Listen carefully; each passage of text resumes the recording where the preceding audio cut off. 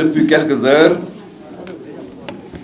les constatations relatives à la communication numéro 2783-2016 présentée au Comité des droits de l'homme des Nations Unies ont suscité de nombreuses réactions et interprétations dont le caractère péremptoire et tendancieux appelle de notre part des précisions afin que nul n'en ignore.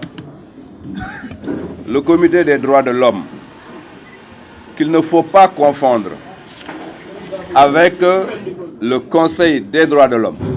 Il me semble important à ce niveau-là de retenir cette précision. Ce Comité des droits de l'homme est un organe composé de 18 experts qui surveillent la mise en œuvre du pacte international relatif aux droits civils et politiques par les États parties. Faut-il rappeler que les recommandations du Comité des droits de l'homme de l'ONU n'ont pas de valeur contraignante ni obligatoire. Elles contiennent des recommandations adressées à l'État partie concerné, mais ne sont pas juridiquement contraignantes.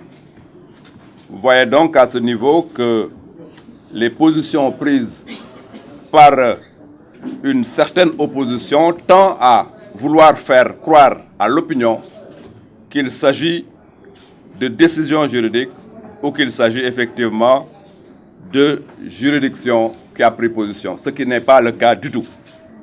Sous ce rapport, c'est une erreur de dire que le Sénégal a été condamné par ce comité. En effet, seule une juridiction a le pouvoir de condamner.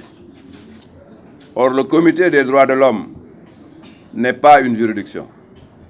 Ce qui revient à affirmer qu'on ne peut pas parler de condamnation pour évoquer les recommandations du comité à l'endroit du Sénégal.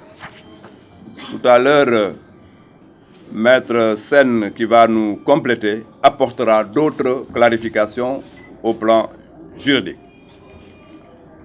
Pour nous, cadres de l'Alliance pour la République, la stratégie de l'opposition tendant à manipuler l'opinion et qui est savamment orchestrée par les amis et alliés de M. Karim Wade ne saurait produire de résultats escomptés.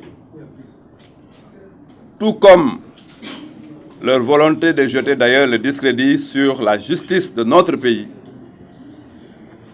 nous sommes debout en tant que cadre de l'Alliance pour la République pour apporter toutes les clarifications qu'exige la situation pour que l'opinion nationale et internationale soit édifiée à cet effet. Aujourd'hui, plus que par le passé, nous sommes déterminés à faire face à toutes ces tentatives de désinformation pour que la lumière, effectivement, soit maintenue dans ce dossier extrêmement important. Nous rappelons que dans la commande de 2012, les Sénégalais nous avaient demandé de faire en sorte que le pays soit un pays de droit et que la réduction des comptes et la redevabilité soient des principes de gouvernance dans le Sénégal.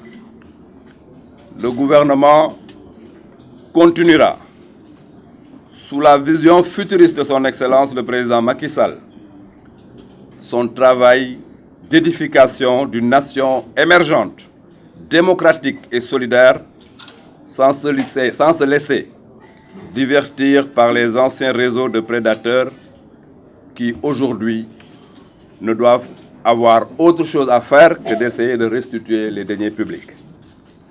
La convergence des cadres républicains renouvelle sa confiance à la justice de notre pays, se mobilise à défendre l'état de droit.